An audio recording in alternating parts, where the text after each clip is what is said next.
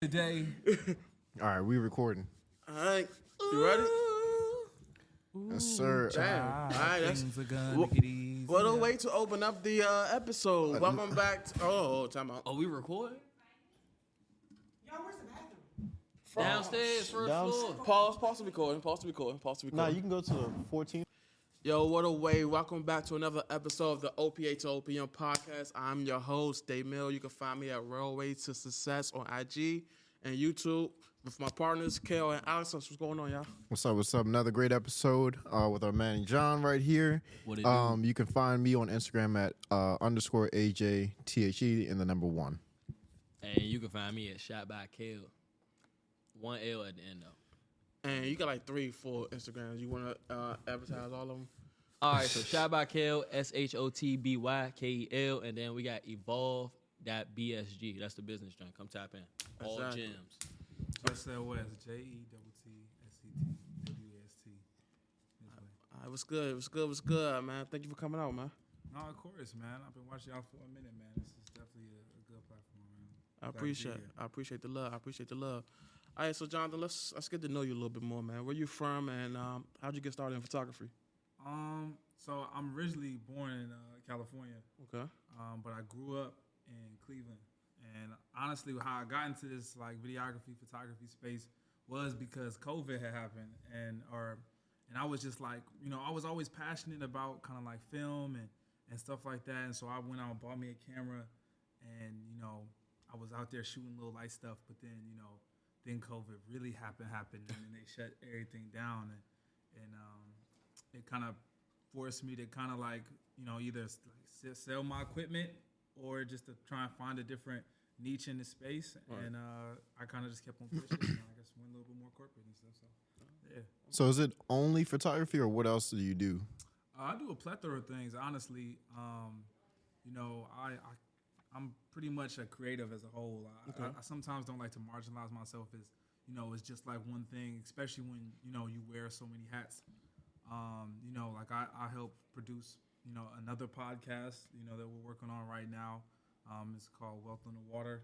Okay. And we just had a nice guest over there. Okay. We'll make sure to add that to the production. Yeah, drop the link. You drop the link. So, hey, how'd you go from Cali to Ohio to now being Man. in DC? So it's funny. I actually get this a lot because I'm bounced a lot, and that's kind of the reason why people started calling me Jet for real, because it was like you always like somewhere else. Mm-hmm. But so my mom, she was born in Cleveland, Ohio, and my dad was born in Monterey, California. And so when my mom's mother passed away, she had ended up moving out to Cali. And my dad and my mom went to college out there. And so, pretty much I have a large portion of my family is out west. Like my grandfather, I got uncles, aunties that all live out there. But then, so after living in Pasadena for like a couple years, we moved up to Oakland. And then my parents split up. My dad went to New York, and my mom went back to Cleveland. So I was actually at first going back from like Cleveland to New York.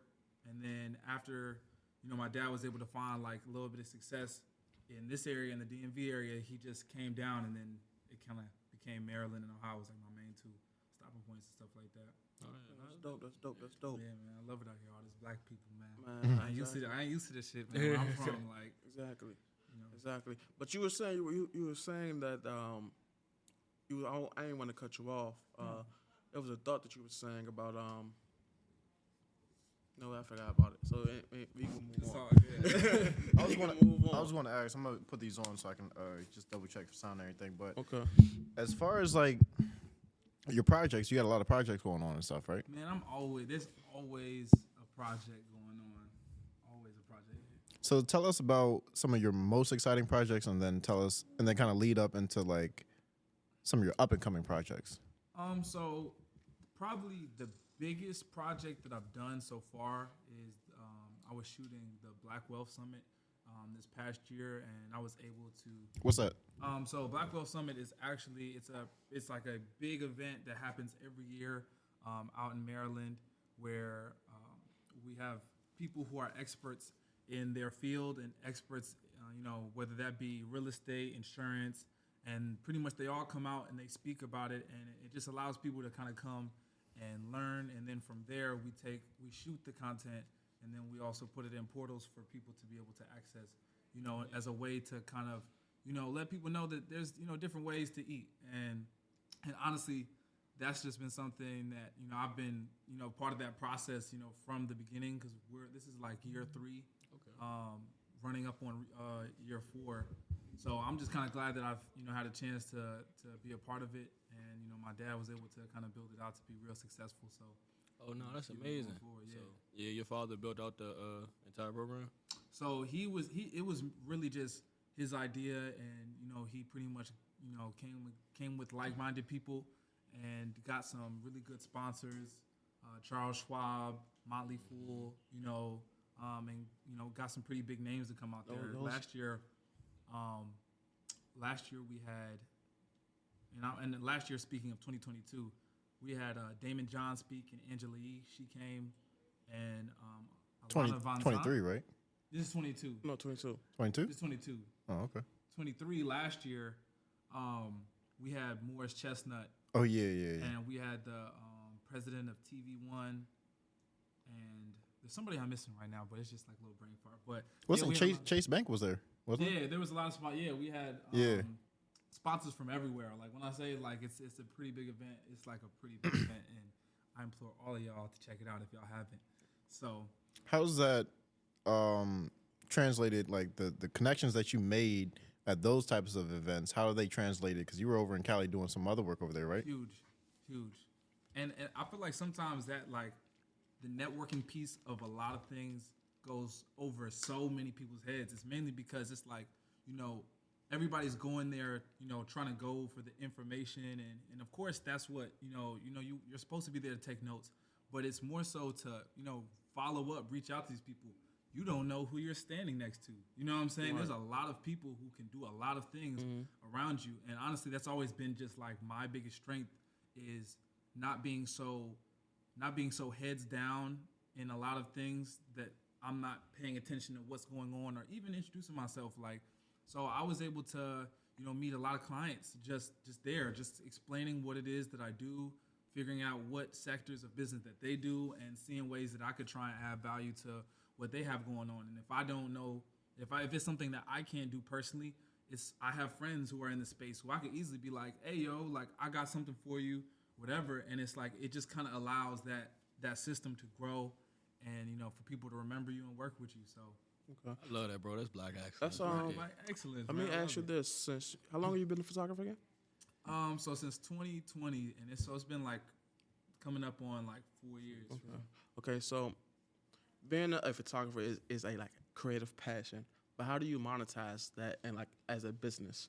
And which ways? How do you like grow your clients? How do you just basically grow a business as being a creative? So honestly, when you're doing the camera stuff, honestly, so I'm more so specialized in videography more specifically. Okay. Mainly because, that picture stuff, man, it'd be a lot sometimes. Be sitting there and I know sometimes you're like, what are you talking about? The video stuff is like a lot more, but in my personal opinion, it's just like it's easier for me. I'm not really good at like Photoshop and stuff like that. Like, I'm shooting photos all day, every day over video, bro. The worst thing is when someone's like, when you're just shooting and someone's like, oh, take a picture. I'm like, nah, bro, you got the wrong one. I think he's over there getting snacks, dude. Like, that's not me. But as far as like monetizing, it's really just finding that niche, right, and finding that space in which not only is there money for you, like is there like a whole budget allocated for those type of services, but finding where those people are at. Like when I came out here, I didn't know anybody. Like I only knew some of the people that I've met through my dad, who, whether that be like some of his employees that I just kind of got cool with, or a little bit of his network. But I went on Google. I made a quick little website. I shot stuff for free so I could put content on the website. I went to Kinko's. I just walked in there. I got like a little logo on Fiverr, I slapped it on there, put my contact information on the cards. I Googled, networking, events around the city. I put on my best suit. I walked over there, got a little drunk so I could talk to people a little bit, like have a little bit, be a little bit more chill about it. And then, just was me and just explain what it is that I've done. Been transparent that, it was a new space that I was in, but, I always, you gotta just finding ways to kind of get people to be a little bit more comfortable. Like I would be like, okay, you know what? Let me shoot this for you. And if you like it, you can just pay me for it. You can have it. And if you don't, no, you don't lose anything. It's like you don't. It's a great offer. Yeah, You know, exactly. you know what I'm saying? So it's like, Win-win. so then it's like, okay, now, I like it. Can you do this? Can you do this? Whatever. And then it's like after you kind of get a nice foundation, it pretty much like snowballs into some consistency.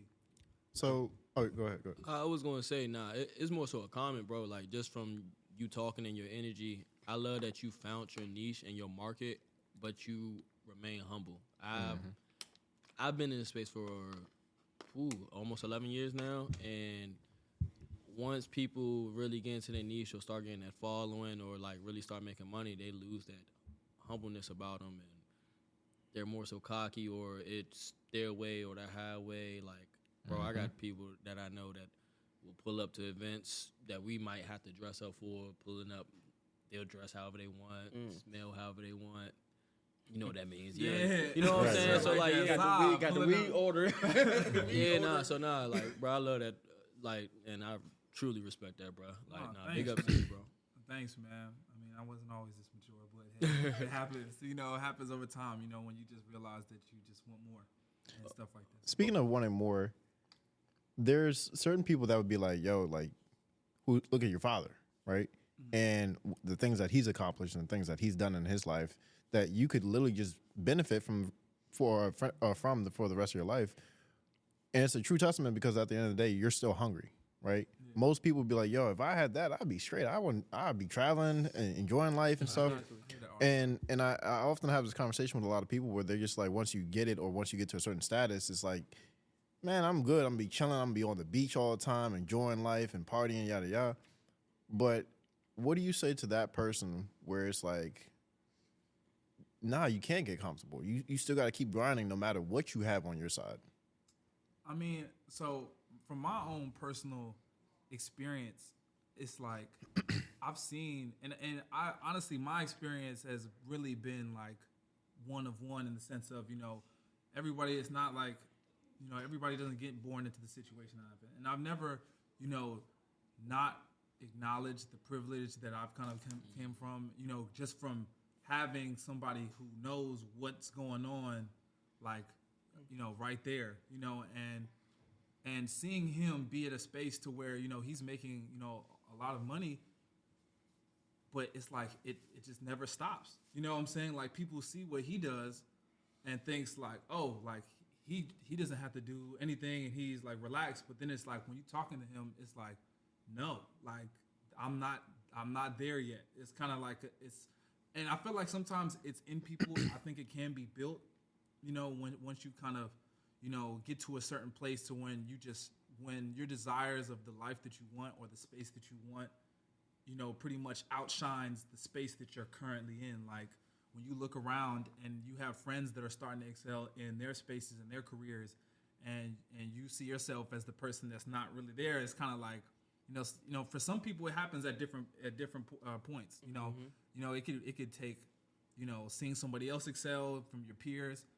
For me, it was really just kind of always feeling like, dang, I got this big shadow like to the right of me, like, and it's like, it's hard when you're born under it.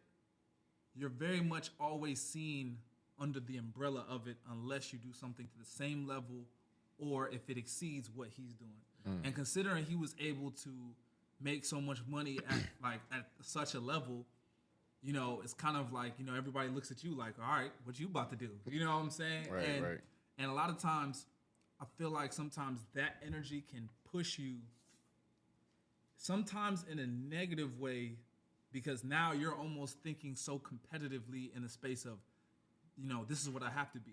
versus somebody who doesn't come from, that situation, and they don't have all the resources. They can just be what they want to be. No one's gonna, pretty much question what path they choose, because it's not like something that they have to outdo, whatever. So honestly, it's really just finding that thing within yourself as to why you want it, and why, like, really understanding your why, and like let that be like your moral compass behind everything else. And anytime you start feeling like you can't do something, or you're starting to feel like I can't do it or whatever, you just kind of circle back to that why. So, it's just really that internal drive. Okay. In my opinion. Okay. So, like, what are some of the projects or things you've shot, and like, is there anything that stands out to you about how I got this job, or like just what it was? So right now, actually, I just got back from Miami like a couple of days ago, and I shot my dad and Rick Ross. They were talking about my dad's book, Why Do White Guys Have to Have All the Wealth, and it's just like, I'm sorry, ask that question again. No, but like what stood out about how you got the job, or what it was exactly? Like, I guess I'm asking, like, what's your best story from anything you've shot, or Honestly, when you kind of get to those points, like I kind of gravitated towards the camera stuff, and it kind of just so happened that my dad's journey was shifting like at the same time. Like, he was always government contracting and stuff like that. So like that pretty much, like, platform building, like, content stuff was not really anything that was really on his mind. And so by the time I got to it, like I said, it kind of just aligned. So where, he's like, oh, I'm going to start needing content. And so, I was allowed to start coming into the certain spaces and, introduced to different people and different things. And so now that I'm getting into these spaces and meeting a lot of the people that I've idolized, since forever, like, what I'm saying, I've been listening to Rick Ross for a minute. Like, that's like, Maybach music for real. Exactly. It just makes you realize that the world is smaller than what it seems. Like, and I've been able to make, my own connections just from being around and just being inquisitive and asking questions and stuff like that. Shout out to my mentor, Turk Stevens. I was at Bowie State University doing a pitch competition, and he was a Wait, what's his name again? Turk Stevens. Why does that sound familiar? Man, he be doing his stuff, man. He helped put together some of the best man holidays, best man films and stuff like that. And so I was there, and I was just doing my pitch competition, and he was on the panel as a judge. I was listening to everybody. They said his name, and I didn't even go up yet, but I was like, no matter what happens, I'm talking to him, because I heard his accreditations. They were talking about BT, and considering that's like I was really in that film space. I was like, it'd be nothing to pick his brain. I was able to then, after the competition, talk to him. I locked in with him, and then he brought me out to the influencers brunch right before the Oscars last year, and I was, I'm sitting here, Damon John's eating breakfast right next to me. Like, I'm meeting all these people. That. Like, it was kind of like, wow, like, your life can change like that. You know what I'm saying? Like, a lot of times people think they're so far from where they want to be. In actuality, it's like, no, bro, you just gotta, like, once you just start walking in that direction, you'll be surprised at where the door is actually at. Like, so I think that's pretty much like the biggest thing I was able to take away from it. It was just like there's nobody who you really can't reach if you really wanted to, or if you really tried to, or you put forth the effort. Everybody knows somebody. Amen. That's real. That's real. What's your thoughts on someone who's like you said, outgoing? Is like, oh, that's the guy. All right, I'm going to go talk to him. Versus the person's like, nah, I'm gonna just wait until the blessings come to me, and it's a little bit more passive. Because the blessing is you being in a space to where you can do it. Like, when you're there, you're there. Take advantage of it. I feel like a lot of times, how I see God and how I see faith is more so it's like I feel like God will provide once He sees that you're already trying to do something, and He will put you where you need to be so that you have the chance to just grab what you're trying to grab. And so, pause. And so, I know he beat David. Look, y'all, if y'all knew how he was cooking me earlier, but it's all good. But it's more so just the fact that it's like, I think that threw me off. Like What was the question? season, I was gonna like, say, faith without hard work is dead, though. yeah, Yeah, it's like it's almost like if I'm over here, if I sit here for 3 days and I'm like, God, give me $1 million, that's not gonna just happen. Very rarely will that happen. Right. But if I'm I was about to saying say. I'm trying to get $1 million, this is how I want to do it. This is how I can try and go about it. This is, like that roadmap. Now that you're doing things and you're networking, it's just like, that is the opportunity. You are amongst the opportunity. You know what I'm saying? Like, and also being able to network lateral. Like, a lot of people try and do it vertically. You know what I'm saying? Like, think, okay, well, I'm around Jay-Z, so let me go ask Jay-Z if he can sign me. It's like, bro, he don't know you. You know what I'm saying? Like, people ask him to do stuff like that every single day. It's the people who are around you who think the exact same way. It's just like y'all, you know what I'm saying? With this platform and stuff like that, working with people who are actually in the field and doing it, because it's like now you have 4 different points of reference. The people you know, the people you know, the people I know, the people you know. And it's Right. like when we post this and we put it out there, all those people are coming to 7 a central degrees. point. 7 degrees of separation. Other people's audience. Other people's audience is Leads to other leveraging. people's money. It's how it works, and it's honestly the only way that you can that you can scale and stuff like that. So for the person that's trying to get to that next level, regardless of what it is really understanding who you are, what you occupy. Like, some people aren't as vocal, Right. but if you team up with someone who's really vocal, who can give you those sales and can help you bring in those leads and make it worth their while, you can still reap the benefits of that while still staying true to what it is that you are. You can be like a behind the scenes books, just doing the number, like crunching out the deals and getting everything set up. You can set up the play and just put it in the hands of your best playmaker and let him do his thing. Right. So it's like, occupy the space that you occupy to the best of your ability. Don't try and, I was around somebody the other day who was like, oh my gosh, like, you really, you're really good at talking to people, and I really want to kind of be like that, but it's just hard for me and stuff like that. I'm like, It's a skill. your blessings are your blessings. I suck with that book stuff. Like, I'm not really the best with it, but I know how to be honest and to admit that that's my areas. Find someone who's like a whiz at that and work with them so we can do something I together. kind of think that's a skill you can develop. You can develop though, because I used to be extremely shy and what's the word, introverted. So like the thought of being on a podcast where I'm broadcasting like my flaws and anything to the world used to be frightening. You just gotta develop it. And honestly, just to piggyback on something you said as well as though God can put you in a position, but it's up to you to do the work. Like, he could put you in the right room, but if you so shy you're not gonna speak to anyone, what was the point of you being in that room? You feel me? No, that's true. I mean, it's true.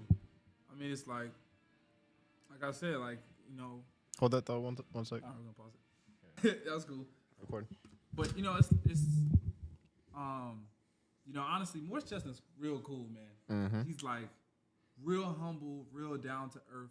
And sometimes you look at these actors, they act so well that sometimes you really don't know what they're like. But it's just been cool to kind of just be in certain spaces with them and just get a chance to just be around them and stuff like that. Does it ever feel surreal where, like you said, like a Rick Ross or Earn Your Leisure people and all these other people that you at one point may have seen as at a different level, and they're now you're just like, yo, I'm literally rubbing elbows with dude, and it's like we eating food at the same table. Like, does that moment ever hit you? Or do you get starstruck? That's I'm not another gonna way. lie. The only time I was really starstruck is when I met Travis Scott in a Walgreens and it was just so random. That is random. And it was just because it threw me off. Like, and you know Was how it you Miami? Yeah, I was in Miami. And kinda figured. you know how sometimes you have those dreams to where you just like really clicked up with like a celebrity for some random reason. You don't know why, but it's just like you kind of just roll with it and then you wake up. Like I was just in line. I turn around. He's walking down the aisle. There was like this one there was just like this dude who was just standing in the middle, like in the like there was a. I'm about to say he was Dolo. No, so I was with my brother. No, he was. Nah, he had the way that it was like situated. So I came into the Walgreens with my brother. I grabbed something real quick, and we're like at the checkout. But there's this like dude who's just like standing there, and it's like he's not in line, but he's close enough to where he might be in line, and he's just standing there. And I'm like, bro, like you in line? He just kind of acting kind of funny. So I'm like, all right, whatever. But I'm keeping my eye on him because I don't trust that. I don't trust none of that. Right. And then next thing you know, it's just like this tall security dude coming out the aisle, and then Travis Scott's like right behind him. And I'm like, I looked at my hand. I was like, oh shit, like that's Travis Scott. This is real. This ain't like a dream. Like, and I was like, oh shit, you Travis Scott. I was like, oh, can I take a picture with you? He was like, nah, not right now. And I was just like, okay. And I turn around, and then he was just like, man, fuck it. And we just talked for like a quick couple seconds. You know, I told him be blessed, and I kept it moving. You know, at the end of the day, it's like You told me about that, where it's like you plant that seed, where you just like you act cool because like you might be able to come across them again. Yeah, when you because when you're around these people, at the end of the day, they're people. But sometimes that celebrity status, you know, ascends them to a different level in the minds of a lot more people, to where they start treating them and as if they don't breathe the same air we do, drink the same water we do, and use the facilities like we do. That's weird behavior to me. It's weird. And it's like, I feel like because they're surrounded around that energy, when you're just chill and just being yourself and not doing the most, you know, you can give them their flowers, you know, whatever, but it's just like, you know, when they get treated like human beings, it's kind of like they can, it's like the relationship kind of becomes a little bit more chill. I don't know how to really explain that the right way, but it's just like, you know what I'm saying? They can respect you a little bit more because you're not idle, you're not worshiping them. Exactly. It's like, you know what I'm saying? I would treat them just like I would treat any one of my friends. Like, you know what I'm saying? Like, it's not anything really different, but it's crazy how far just doing that will go, especially in those spaces, because it's almost like, you know, if you wilding out when you're around them, they gonna remember you, but they gonna remember that they don't want to be around you no more. Right. But if you chill and, you know what I'm saying, and don't be mute either, you know what I'm saying? Because you'll be like, it's easy to be in a room with somebody and feel like you don't have like a leg to stand on because this person's this or whatever. But it's like, you can still contribute to an overall dialogue of things that are happening and stuff like that. Like, you don't gotta have to be shy. Like, if they're talking about something, you know, feel free to jump in, whether it's a popular opinion or unpopular opinion, and stand on what you say. And it's like, a lot of times you'll get respect for that regardless of what it is, because it's just saying that, hey, you're not afraid of, you know, speaking your mind. You're in the mix. You're one of us. You know what I'm saying? And you're not doing too much. And then so the next time they see you, they're warm. Like, they're kind of like, oh yeah, what's up? Like, Yeah, because you had that recently with at Art Basel with Ian. oh yeah.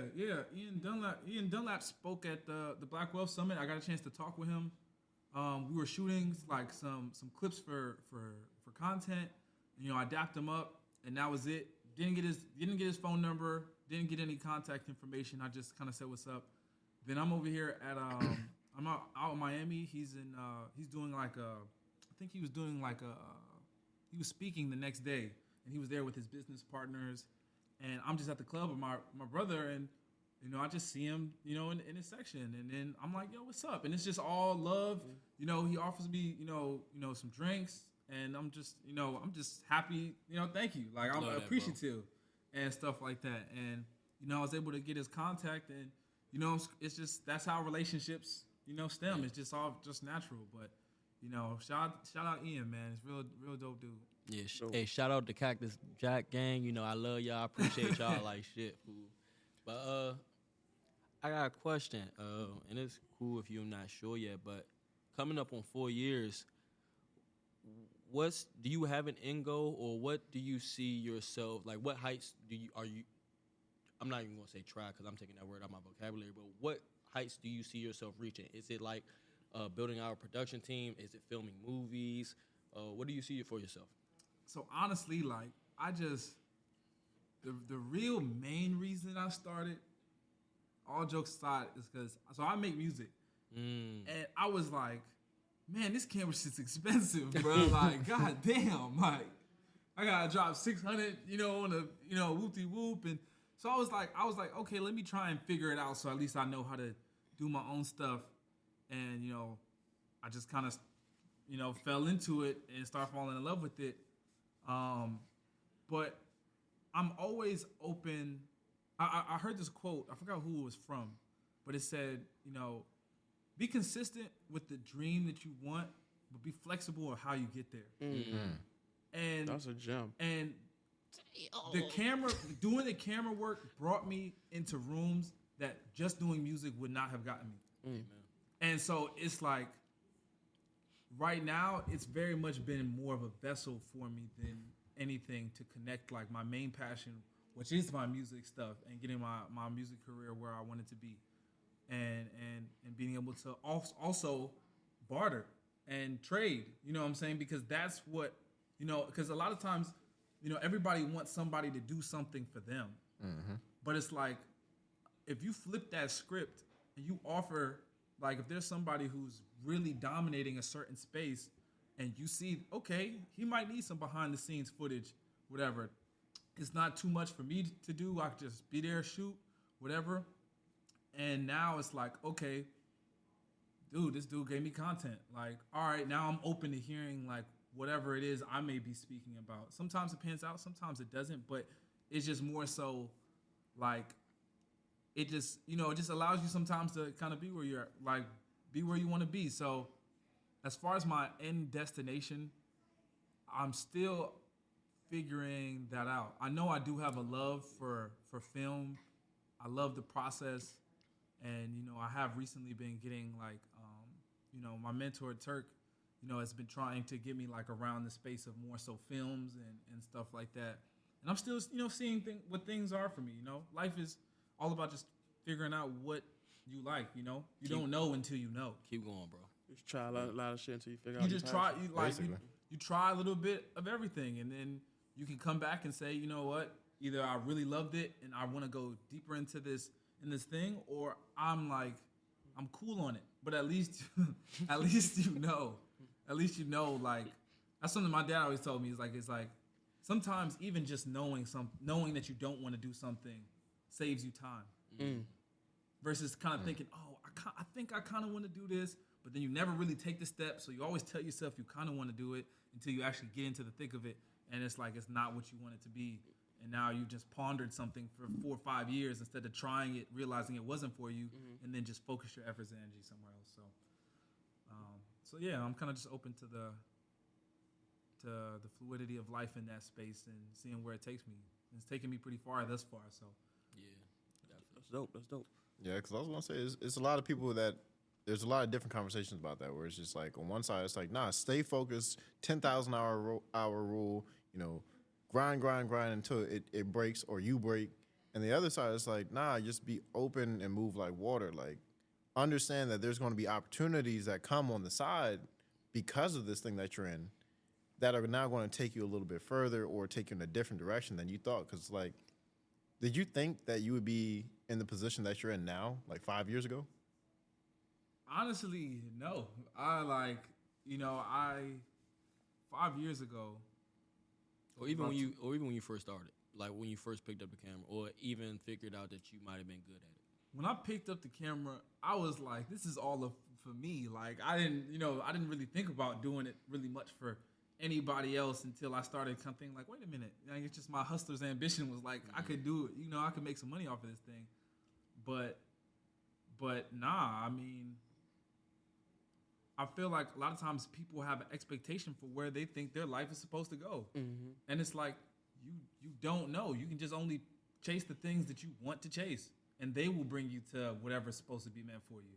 It's like, and I feel like that's what's killing people nowadays, especially with this Instagram stuff. You know, they see people, you know what I'm saying? Like, they see my situation and they'll be like, oh man, this and that and stuff like that. But it's just like, you know, my deck of cards was different. Right. And your deck of cards is different. You know what I'm saying? I could never play your hand. You know, you can't play my hand. Comparison is the biggest thief of joy. Like, you know what I'm saying? People over here depressed thinking that, oh, just because I'm 26, 27, and I'm not making the money I want to, or I'm not in the space that I want to, that they're like there's no point, and they just give up. The dude from McDonald's is like 50 years old, and he had multiple failed businesses. I don't know if you've seen Kroc? Yeah, Ray Kroc. I don't know if you've seen the founder. He was like in his mid-50s, multiple failed businesses. People didn't even want to give him a loan. People laughed at him. People was, and mind you, you know what I'm saying, some people think that the movie, you know what I'm saying, he snaked the brothers out of the deal. He did steal their business. The He McDonald's took the business. I'm not gonna say, but at the same time, it's like he had a vision for it that transcended even their own vision, and he implemented it. And that's the difference between people who do and people who think. Bosses and workers. You know what I'm saying? And he did it. But imagine if when he hit 50, was like, it's over with, bruh. I'm done. I might as well just get a soft little job, just play it real conservative. You know what I'm saying? I'm Get a older, pension. focus on my retirement, get my little pension. He wouldn't have built one of the biggest franchises ever. So it's life keeps on going until it's over. Like, until the day you dead, it's like that's it. I think social media has a big part in that, because as time goes on, our attention span is getting shorter and shorter. Yeah, shorter and shorter. But now it's like, back then you only had the people that you knew around you, word of mouth, and maybe a magazine to compare yourself to somebody else. But now it's like, every time you open your phone up, it's like, hey, my name is such and such. I'm 21 years old. I bought a McLaren. I got $200,000 in the account. I made $500 million, and you're a bum. And it's like, dog, I'm 22. I'm 23. Exactly. Right? And it's like, you're the amount, and I think a lot of people need like a social cleanse where it's like, come up off that social media for a little bit. Not forever, but at least like a week to 2 days. weeks. I'd say 30 Yeah, 60 30 days. days. Right? Because somebody's going to look at this and be like, yo, John's less than 30 years old. He over there chilling with Morris Chestnut, Cardi B, and Rick Ross. And what am I doing with my life? I'm just working at a desk job. And what's your thoughts on that, of like people who are in that mindset versus keep going, keep grinding, find your lane? It's all about rewiring. At a certain point in time, I like I'm not the same person I was when I was 18. The things that I think now versus the things I thought when I was 18 are completely different. Like, you just kind of have to understand when you're in the matrix, when you're in a place that it's like you're not really 100% able to sit and focus your ideas because of how much things are thrown at you. And it's like, you know, we had the luxury of having outside experience.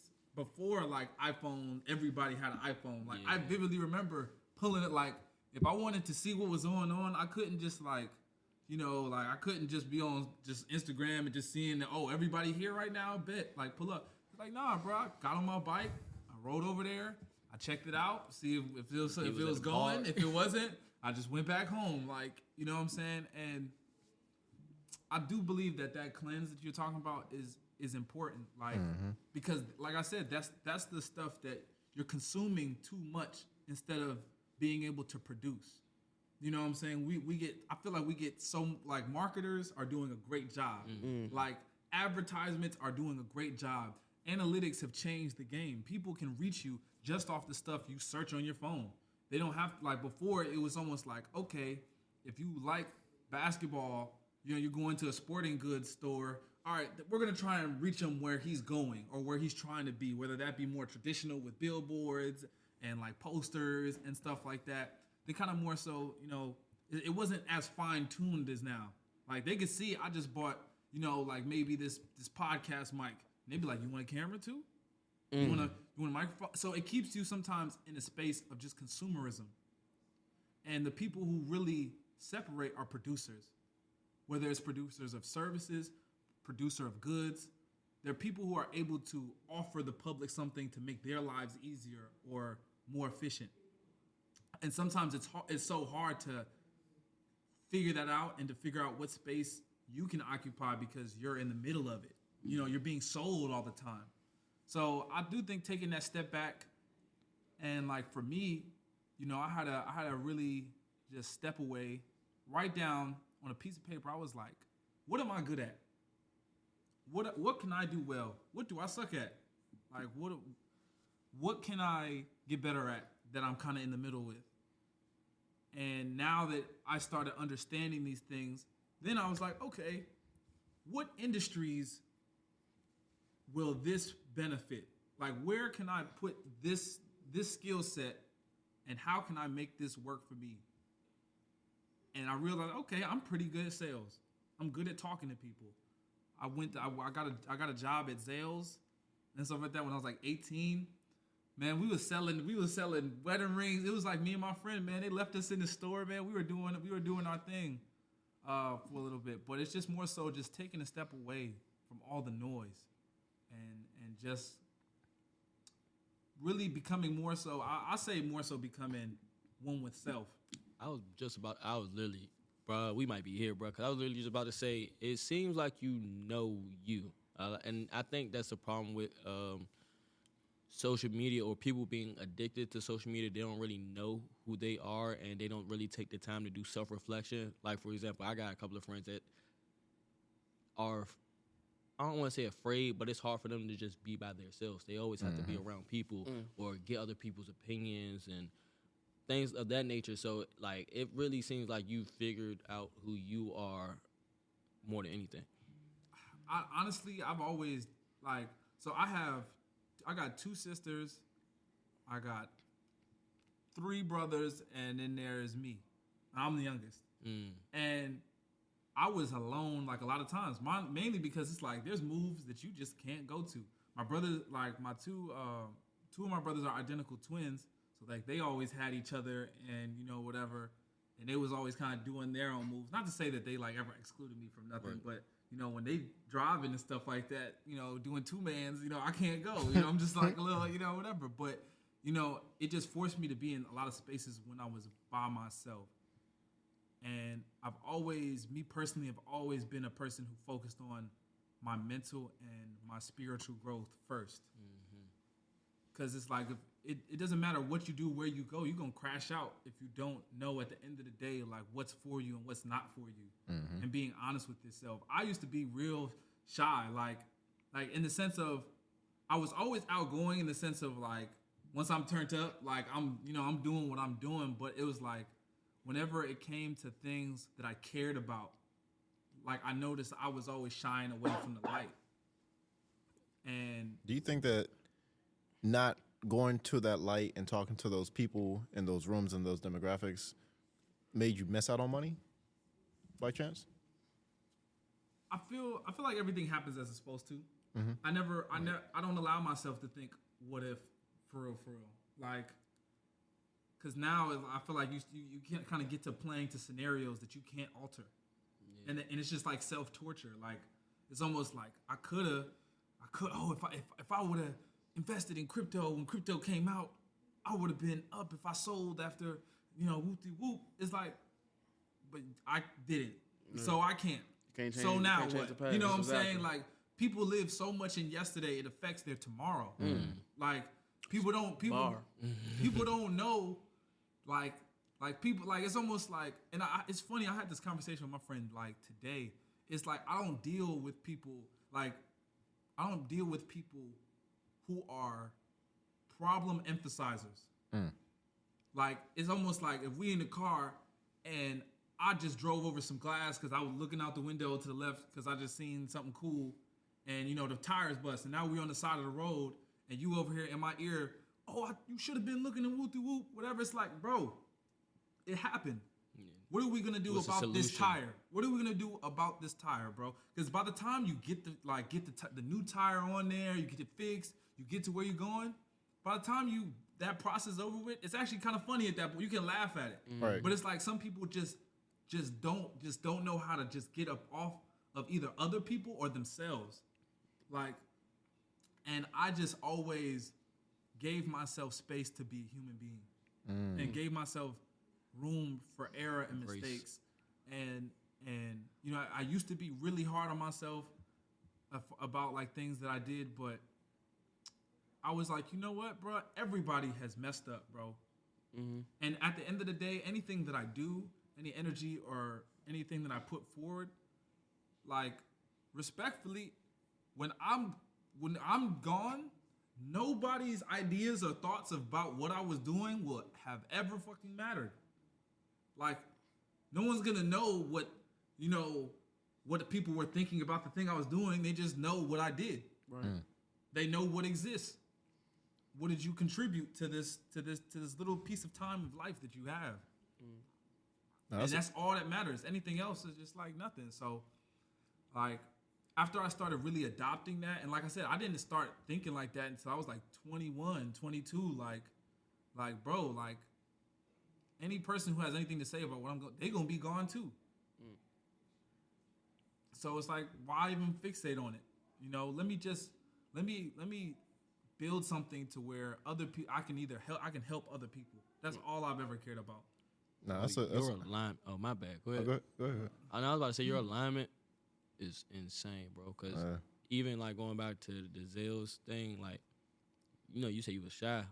That taught you how to talk to people, bro. It taught you how to sell, and it was a skill set you probably didn't know you was going to need today. But now It translated. I had no look. First of all, my friend, and mind you, I've done a lot of jobs. Like, I was in culinary school, and the reason I got that job is because one of my friends from culinary school, he was telling me about it, and he was like, "Bro, it's sweet, bro. Like, all you gotta do is just like cook." You know what I'm saying? Like, and so I was like, "All right, bet." And then so I came to the job spot, and they had sales modules. Like. You know, you couldn't get to the floor. Like, they would have a computer. You're going through sale modules. You're actually, like, I naturally knew it more so sharpened my knife. Like, I knew how to talk to people already. I didn't know how to sell people and how to transition people from an idea into like a purchase, or like, you know, being able to make money. So going through those modules and learning kind of like the psychology of sales. And how people work and how people operate and stuff like that really just was like, oh. I was like, oh, it's like this? Like, okay, you know, hey, you know, what are you here for? Oh, I'm looking to see, here you go. Oh, it's a little bit out of my price range. Okay, we got finance options.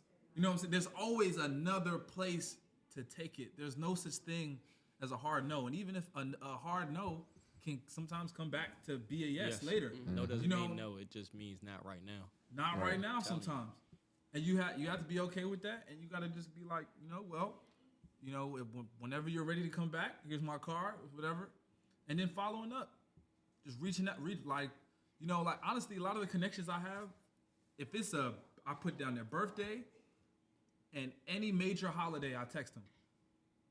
Do you know how much love people feel when it's like that, bro? That's a dope. No socials. I need to do that. It's no socials. What's his name did that? It's like it will be 12:01 before the person even posted it's their birthday, and I done shot them a text message.